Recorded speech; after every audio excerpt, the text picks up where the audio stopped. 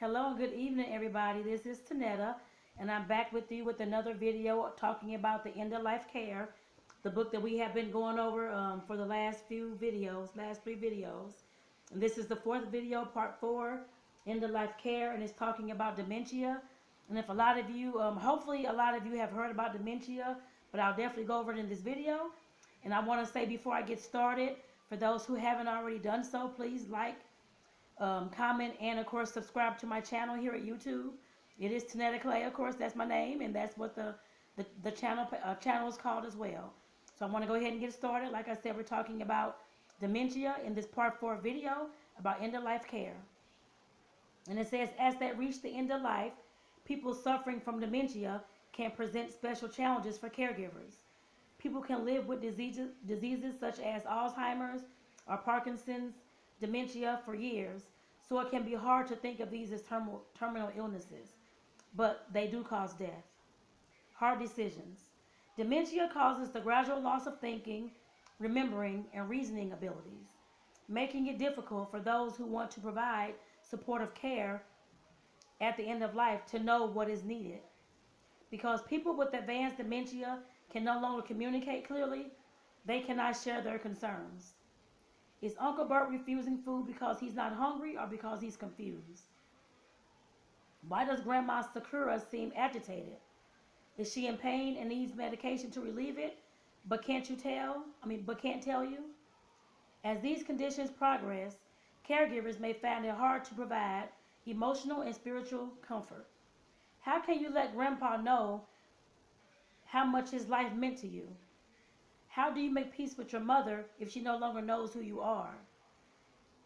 Someone who has severe memory loss might not take spiritual comfort from sharing family memoirs or understanding when others express what an important part of their life this person has been. Palliative care or hospice can be helpful in many ways to families of people with dementia. Sensory connections. Targeting someone's senses like hearing, touch, and sight can bring comfort. Being touched or massaged can be soothing. Listening to music, white noise, or sounds from nature seems to relax some people and lessen their agitation. When a dementia like Alzheimer's disease is first diagnosed, if everyone understands that there is no cure, then plans for the end of life can be made before thinking and speaking abilities fail, and persons with Alzheimer's can no longer legally complete documents like advance directives. And we'll go over advance directives later as well. End-of-life care decisions are more complicated for caregivers if the dying person has not expressed the kind of care he or she would prefer.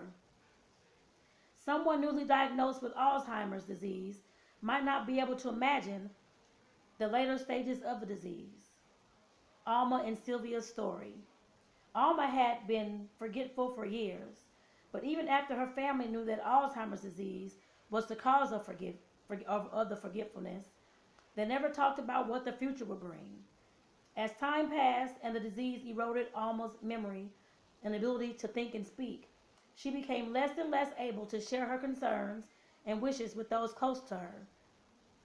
This made it hard for her daughter, Sylvia, to know what Alma needed or wanted. When the doctors asked about feeding tubes or antibiotics to treat pneumonia, Sylvia didn't know how to best reflect her mother's wishes. Her decisions had to be based on what she knew about her mother's values rather than what Alma actually said she wanted. Weighing care choices is the next section. Quality of life is an important issue when making healthcare decisions for people with dementia. For example, medications are available that may delay or keep symptoms from becoming worse for a little while. Medicines also may help control some behavioral symptoms in people with mild to moderate Alzheimer's disease. And I know they keep going back and forth with dementia and Alzheimer's disease. Alzheimer's disease is actually a form of dementia. I guess I put it that way. There's many different forms. I don't think they list them all in this book here. But if anybody wants me to go over those in another video, just of course let me know and I will.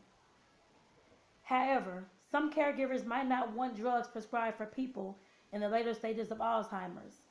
They may believe that the person's quality of life is already so poor that the medicine is unlikely to make a difference.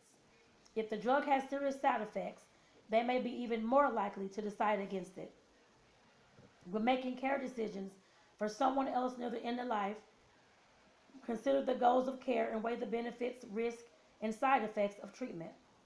You may have to make a treatment decision based on the person's comfort at one end of the spectrum and extending life or maintaining abilities for a little longer at the other.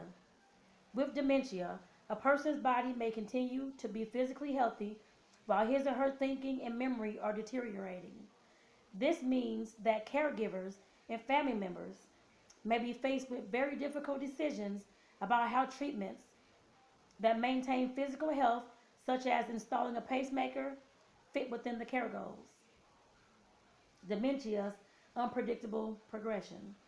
Dementia often progresses slowly and unpredictably. Experts suggest that signs of the final stage of Alzheimer's disease include some of the following: being unable to move around on one's own, being unable to speak or make oneself understood, needing help with most, if not all, daily activities such as eating or self-care, eating problems such and difficulties such as swallowing. Because of their unique experience with what happens at the end of life, hospice and palliative care experts, I know we talked about that in the last video actually, so if you haven't seen that, make sure you go check out part 3, which does discuss palliative and hospice care. But it says, because of their unique experience with what happens at the end of life, hospice and palliative care experts might be able to help identify when someone in the final stage of Alzheimer's disease is in the last days or weeks of his or her life. Caregiver support. Caring for people with Alzheimer's or other dementias at home can be demanding and stressful for the family caregiver. Depression is a problem for some family caregivers, as is fatigue, because many feel they are always on call. Family caregivers may have to cut back on work hours or leave work altogether because of their caregiving responsibilities. And I do want to interject because I do work at a home health care agency, and I see this all the time, especially when I'm getting calls about someone wanting to come to the agency, bring their mom, their dad, their family, their friend, that kind of thing to the agency. A lot of them are, of course, having to cut down their hours, like this said, or quit their jobs because the person needs 24-hour care. And, of course, dealing with any kind of home health care agency, no matter what state you're in, they can, of course, pay you something for working with your parent or your loved one at home. It may not replace it's not going to replace your full entire salary, of course, but it will pay you something for, of course, working with your loved one at home. Many family members taking care of a person with advanced dementia at home feel relief when death happens, for themselves and for the person who died. And that is the truth, you all, because it is a lot. It is important to realize such feelings are normal. Yes, they are normal. Hospice, whether used at home or in a facility, such as a nursing home, give family members needed support near the end of life, as well as help with their grief before and after their family member dies. Now the next thing, this is actually a very short video, so it's talking about questions to ask about dementia care. You will want to understand how the available medical options presented by the healthcare team fit into your family's particular needs. You might want to ask questions such as, for those of you who are dealing with Alzheimer's, dementia, or any kind of memory disease like that, these are questions that you can, of course, start asking. How will the approach the doctor is suggesting affect your relative's quality of life? Will it make a difference in comfort and well-being? If considering home hospice for your relative with dementia, what will be needed to care for him or her? Does the facility have special experience with people with dementia? What can I expect as the disease gets worse? And like I said, that's the end of that section there talking about dementia. Like I said, the dementia does take a person down. Over time, of course, somebody, of course, who've been diagnosed with any form of dementia or Alzheimer's, so of course they'll start having different memory losses and different things like that, whether it's forgetting where they set the cup or forgetting where the bathroom is or that kind of thing. And yes, it is a lot for a caregiver to care for someone 24/7 like that. I remember back when I was a kid, and my great great grandmother, Big Mom, we used to call her. She of course had dementia, Alzheimer's as well. I remember her, of course, leaving out of the house all times of the night. The day we had to keep the doors locked, chained up sometimes, that kind of thing, so she could not get out the house. But the times that she did, she of course would wander. Luckily, nothing ever happened to her, but she would wander all around the neighborhood, far, far, far. Police would sometimes bring her home if we were sleeping, and no one knew what happened. Like I said, at some point, the adults had to start chaining the doors and making sure they were like sleeping downstairs by the doors so they can hear what's going on. If she was trying to, of course, get out of the house. Like I said, it was a lot towards her end of life. We did not have all these things in place, of course. Like I said, I was young, but I know, thinking back, that we did not have any hospice care, palliative care. We didn't have any what she wanted for a funeral or anything like that at all. And that's something we have to definitely work on right now. I guess I put it that way, as a family as well. But like I said, we just didn't have that. And I know now, like I said, that we can start planning that with our families and my family as well. But like I said, we didn't have that back then, so we didn't know what she, of course, wanted, whether it was a funeral, was it a cremation, or I don't know, whether she wanted to go on life support, anything along those lines. And just keep in mind, you all, I gotta sneeze. Oh, there's someone that does have dementia, Alzheimer's, anything along those lines. At some point, they will not remember who you are, no matter whether you're their daughter, their son, their mother, whoever it is. Like I said, they're not going to remember who you are.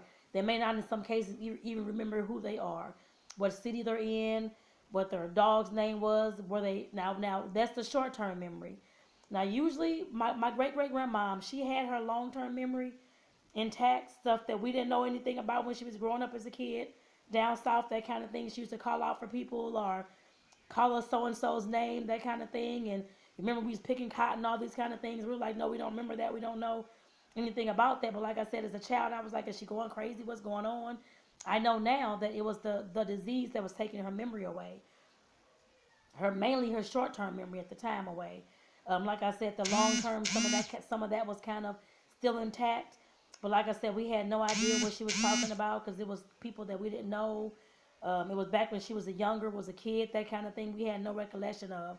The only thing that we could relate to was, of course, what was going on now, and she did not know that. She didn't know how to go to, of course, to the bathroom anymore.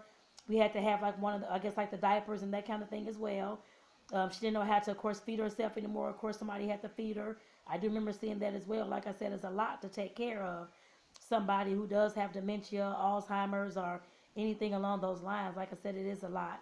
And I know this section did mention about how the caregivers at times will feel, of course, that like a big sigh of relief when that person passes away, because it's been a lot on them. And that is normal feelings to have. It's not that they're selfish or anything along those lines, but caring for somebody 24/7, when you're barely getting sleep, when you're barely eating, when you have no one to relieve you, that takes a toll on you. And like I said, this particular article or small section talked about the depression in the caregivers, and sometimes, of course, they just give up and send the person to a nursing home, especially if they don't have any family support, nobody to help them, to care for the person. It's a lot, you all. But like I said, with this particular series, I'm hoping that you all are getting some information that you can, of course, take back to your own family and friends to let them know that there is help out there. And I know I mentioned before, that was actually in part three or part two of this series, that I talked about, I guess, like the hospice care, the palliative care, and something called respite care. Respite care is when an agency, I guess, like with the palliative care agency or a hospice agency, they usually have those kind of services where they can send some, like another caregiver in to, of course, watch the person for a few hours to give you a break, that kind of thing. That's called respite care. Like I said, those kind of services are also available unless you want to pay for them on your own. You can also do that as well, but keep in mind, if you have these other kind of services involved, they can also provide those services at no charge to you as well. So let's keep that in mind. And so with that, like I said, I'm going to get off here. And if anybody wants to have more information about dementia, Alzheimer's, or actually, you know what? I will just go ahead and do another video at another time about these diseases, dementia, Alzheimer's, that kind of thing, so you all can know and distinguish between those different kinds of illnesses and know what they are. Like I said, there's a lot of them. I may not be able to go over all of them in the video that I'll do, but I'll definitely try to give you all some kind of distinction and some kind of definition what they are, all that kind of stuff. So like the age of onset, that kind of thing, possible age of onset, that kind of thing. So I'll definitely do that for you all. But like I said, I'm trying to see if there's anything else that I need to say about this. Oh, one more thing.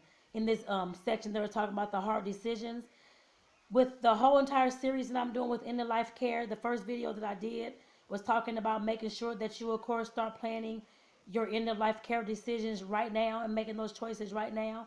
Whether you want palliative care, hospice care, you want to go on a respirator, you want to be resuscitated, you want to have, I don't know, food, drink, IV at the end of life, all those kind of things. You want a funeral or cremation, you have to talk about those things with your family.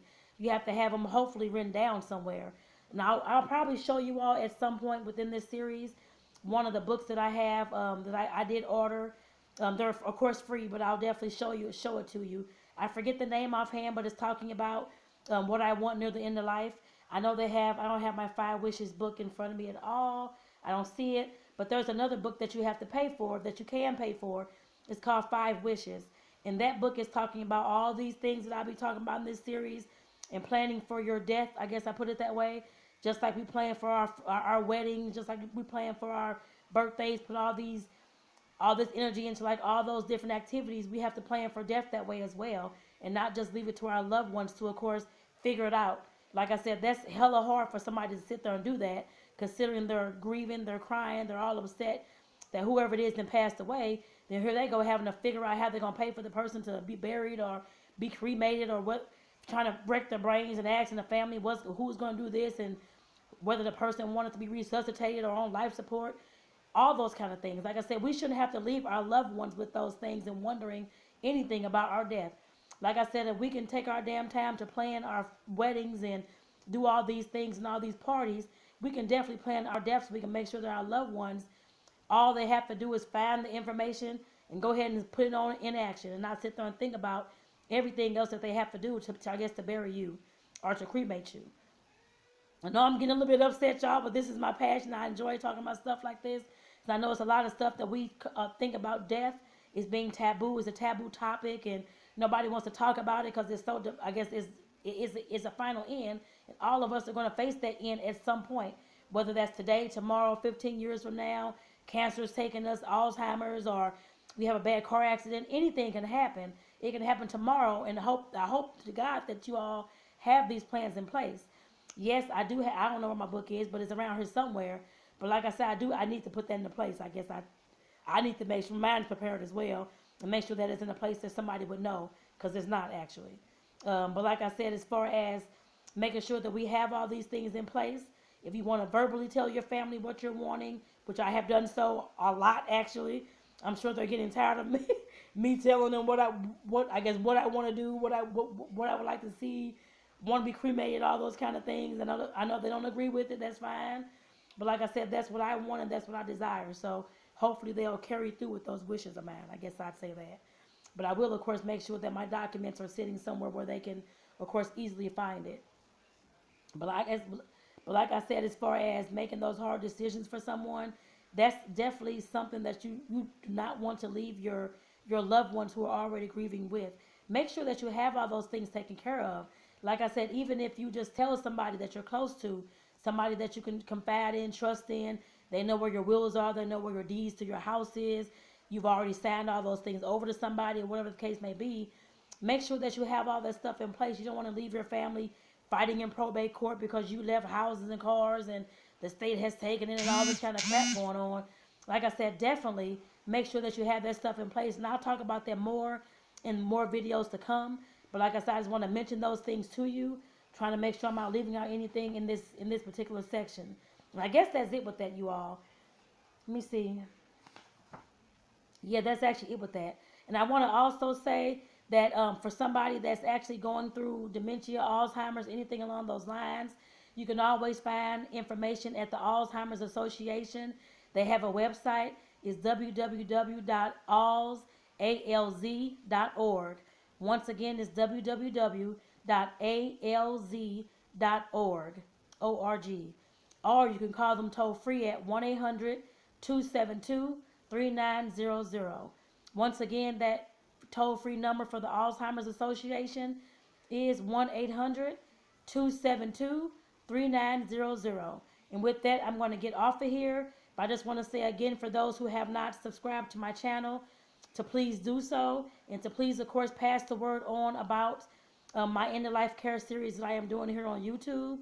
And like I said, please feel free to share these videos. Actually, not just this series, but any video that I have on my channel with anybody in your tribe, with your family, with your friends. Please feel free to share. I do not mind. And like I said, I hope that I can, talk to some of you all and, comment and kind of chat with you down below. So if you have any comments, questions, or concerns, definitely please put that down below in the comment section. And once again, subscribe to my channel. And this is my series part 4 on the end of life care series that I'm doing here on YouTube. Once again, I'll say that once again. This is Tonetta Clay coming to you from my own YouTube channel with the end of life care series, and this is part 4. And I want to thank you all for tuning in. Have a good evening, everybody. Bye-bye.